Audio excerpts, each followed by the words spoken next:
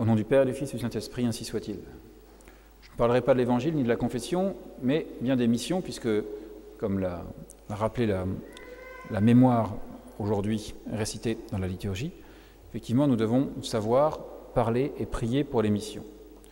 Bien entendu, il y a le côté financier qui est là, donc votre générosité sera sollicitée à la fin de la messe, mais pas que. Et surtout, c'est un élément qui est là, nous rappeler que cet élément de mission nous concerne tous. Alors nous, on a l'habitude en France de dire, nous les missions on connaît parce qu'on a déjà envoyé de nombreux missionnaires en Afrique, c'est vrai. Mais n'oublions pas par exemple que si nous sommes restés chrétiens, c'est notamment parce qu'après la première conversion de la France, eh bien, une fois que les grandes invasions étaient passées, les Huns, Attila, etc., ce sont notamment les missionnaires irlandais qui ont comme recatholiciser notre pays et qui ont permis de retrouver tout le tissu catholique qui avait été à moitié détruit par toute cette période. Donc nous dépendons de toute façon de toute cette mission universelle de l'Église. Il est donc bon de prier à la fois, comme le demande l'oraison, pour que des ouvriers viennent à la moisson, on a toujours besoin, soit de religieuses, et ça il y en a de nombreuses qui se destinent à mission, des religieuses italiennes notamment, qui sont basées en Italie mais qui peuvent venir de France.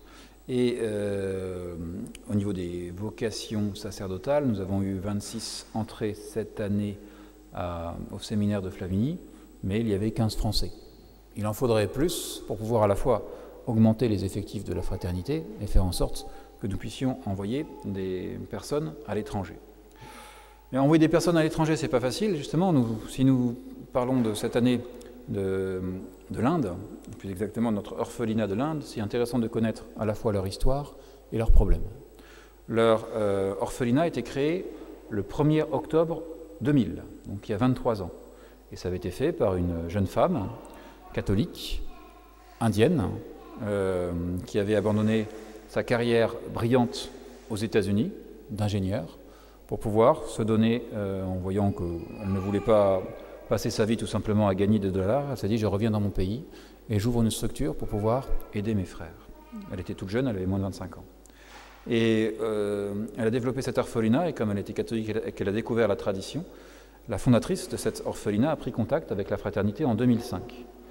On a envoyé alors un missionnaire de Singapour. Il se trouve que c'était l'actuel supérieur général, l'abbé Palirani, et qui a fait en sorte que nous puissions prendre sous notre aile, au niveau de la fraternité Saint-Bélis, cet orphelinat, qui ensuite avait été transféré, alors qu'ils avaient beaucoup d'orphelins, juste à côté du prieuré, parce qu'il était dans une ville qui était à une centaine de kilomètres, pour faire en sorte que l'on puisse avoir cette structure qui soit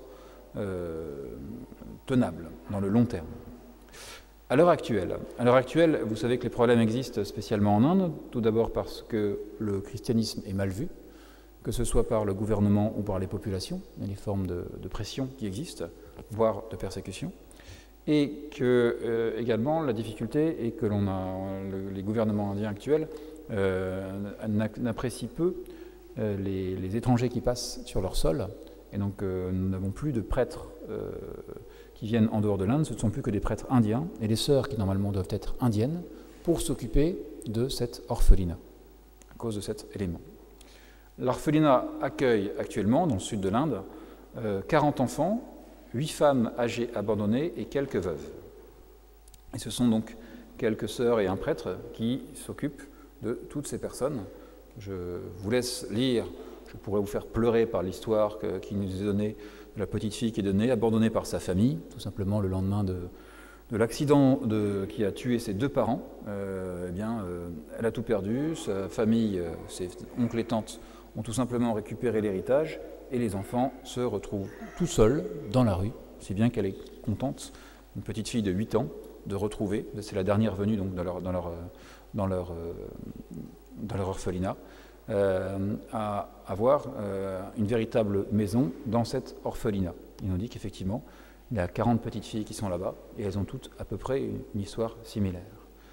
Le prêtre indien qui nous contacte ces données nous dit bien qu'il y a un grand besoin pour soutenir un orphelinat. Leur budget est d'environ 80 000 € par an, pour être très concret, et il ne restera pas grand-chose dans les mois qui viennent.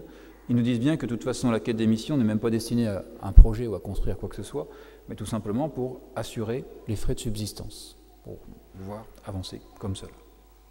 Mais nous avons besoin donc de vocation. Si des demoiselles se sentent, des messieurs se sentent une vocation de missionnaire, on peut le faire. On pouvait également auparavant faire des séjours de jeunes. Et ça se faisait justement parce que les visas étaient donnés plus facilement. Maintenant, ils n'ont plus cette possibilité d'avoir des jeunes qui passaient. Vous savez qu'on a la possibilité, effectivement, et j'encourage les jeunes de faire, s'ils le veulent, un séjour à l'étranger. Ça peut être une expérience intéressante, mais dans un cadre qui permet de rester catholique et de véritablement être constructif, que ce soit pour son expérience personnelle ou pour les autres. Il y a des personnes auparavant, dans les années précédentes, on allait plutôt au Gabon, on va plutôt maintenant au Kenya, notamment où est M. l'abbé Chanroux, qui était notre ancien vicaire et qui maintenant est prieur donc, du Kenya.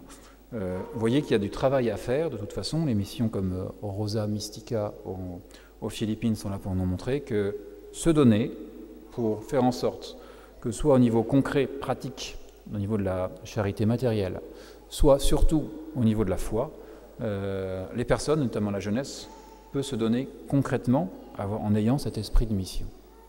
Cet esprit de mission, si l'on suit l'esprit profond que nous propose l'Église, notamment en suivant cet exemple qui est Sainte Thérèse de Lisieux, Sainte Thérèse de l'Enfant Jésus et de la Sainte Face, bien vous savez qu'elle a été nommée patronne des missions, et qu'elle a été nommée patronne des missions alors qu'elle n'est que, si j'ose dire, carmélite, c'est-à-dire enfermée dans son cloître, mais elle est là pour effectivement nous dire que cet esprit de mission est une réalité dans l'Église parce que nous partageons tous la communion des saints. Voici ce que dit cette sainte. J'ai pris un petit passage de ce qu'elle nous dit pour comprendre de quelle manière on peut utiliser cette communion des saints. Un jour après la Sainte Communion, dit-elle, notre Seigneur m'a fait comprendre cette parole des cantiques. Attirez-moi, nous courons à l'odeur de vos parfums. Jésus, dit-elle, il n'est pas nécessaire de dire en m'attirant, attirez les autres. Il suffit de cette sainte parole, attirez-moi, cela suffit. Pourquoi ? Parce que lorsqu'une âme s'est laissée captiver par les parfums de Jésus, elle ne saurait courir seule. Toutes les âmes qu'elle aime sont entraînées à sa suite. C'est une conséquence naturelle de son attraction vers vous. Elle prend une comparaison. De même qu'un torrent entraîne après lui, dans les profondeurs des mers, tout ce qu'il rencontre sur son passage, ça balaye tout. De même, Jésus, l'âme qui se plonge dans l'océan sans rivage de votre amour, attire après elle tous ses trésors. Donc une âme qui prie, et qui est véritablement proche de Jésus, attire toutes les personnes, on pourrait dire qu'elle connaît ou qu'elle aime. Si donc on est une carmélite, on peut avoir effectivement des personnes qui sont autour de nous, notre famille, nos amis, mais on peut avoir aussi une prière particulière pour ceux qui sont à l'autre bout du monde. Ce n'est pas par hasard si Monseigneur Lefebvre, lorsqu'il a été nommé archevêque de Dakar, a voulu dès le début, dès qu'il pouvait, fonder donc un Carmel sur place au Sénégal, pour faire en sorte que l'apostolat de la prière soit une réalité, non seulement qu'il voit sur place ce que c'est que des vocations contemplatives, mais aussi que ces vocations contemplatives soient destinées à développer cet esprit de mission. Aujourd'hui, nous sommes dimanche, mais le dimanche occulte la fête de Saint Antoine-Marie Claret. Un exemple intéressant, assez récent, d'une personne qui s'est orientée vers les missions. Il est né en 1807, en Espagne, en Catalogne. Il est mort en 1870. Et intéressant de voir le profil de toute sa vie. Il a dû commencer à travailler dans une usine. Il était intelligent, si bien qu'en tant que catholique, là où il était dans l'usine, il récitait le chapelet. Il était catholique, il dit, bon, je récite le chapelet, et comme il était à la fois doué et qu'il était pieux et profond, c'est lui qui a organisé le chapelet de toute son usine. Il avait moins de 18 ans. Et ensuite, donc, il se dit, voilà, je vais rentrer au séminaire, il a pris les cours du soir pour pouvoir apprendre le latin, alors que lui-même était simplement dans les usines de filature, etc. Mais comme il était doué et qu'il voulait se donner, il a voulu aller être volontaire pour les missions. On l'a envoyé à Rome, à ce qu'on appelait la congrégation de la propagande. La propaganda, à Rome, c'est justement l'espèce de ministère qui était chargé de développer les missions un peu partout. Mais comme il avait une santé précaire, on a dit non, on arrête, vous retournez en Espagne. Il est donc retourné en Espagne, il est devenu prêtre. On se dit voilà, il s'est arrêté là, il n'ira plus dans les missions. Mais en fait, sur place, il avait un tel zèle missionnaire que lui-même n'était pas seulement resté comme vicaire dans une église, mais qu'il a commencé à prêcher les missions sur place, en avançant, à pied, à droite ou à gauche. Et il a eu un grand succès en Espagne. On l'a envoyé dans les îles, les Canaries, etc. Il avait un tel succès qu'alors qu'il avait 43 ans, on l'a nommé évêque de Cuba. Évêque, là-bas, pour pouvoir justement être un évêque qui convertisse dans un diocèse qui allait mal, et lui-même a fait des merveilles en faisant à peu près, on dit, 100 000 baptêmes, distribué 500 000 médailles miraculeuses, etc., une dévotion mariale bien profonde, qui a fait que cet homme qui a essayé, vous voyez, d'aller aux missions le dit non, puis en fait, d'une manière ou d'une autre, il a tellement fait pour faire en sorte de suivre là où le bon Dieu le menait, pour dépasser le propre cercle de son âme ou de sa famille ou de sa paroisse, que cela a permis d'être un grand et un véritable missionnaire. Nous devons avoir cet esprit missionnaire. Bien sûr, notre premier devoir, c'est de le faire là où nous sommes. Nous avons tous autour de nous des personnes, et on peut faire quelque chose de concret, on peut les ramener à la messe, on peut leur faire réciter une dizaine de chapelets, on peut donner une médaille miraculeuse en expliquant les réalités de la vérité catholique, on peut voir des catholiques qui sont déjà dans l'Église actuellement conciliaire, leur dénoncer toutes les erreurs qui sont là, avec toute la charité qu'il faut, en disant bien qu'il s'agit de réagir et de protéger tout ceci. Ceci est vrai, mais aussi l'Église est là pour nous dire attention, nous avions, comme l'Église est universelle, nous avons par nos prières, ou par nos actions, ou par notre aumône, une véritable vocation universelle, d'où cet élément d'émission qui correspond à une réalité. Le Christ est le convertisseur de toute l'Église, le sauveur de toute l'Église, et comme nous sommes membres du corps mystique du Christ, si le bon sens nous dit la charité commence déjà autour de chez nous, à nos portes, elle nous dit attention, elle ne se ferme pas là.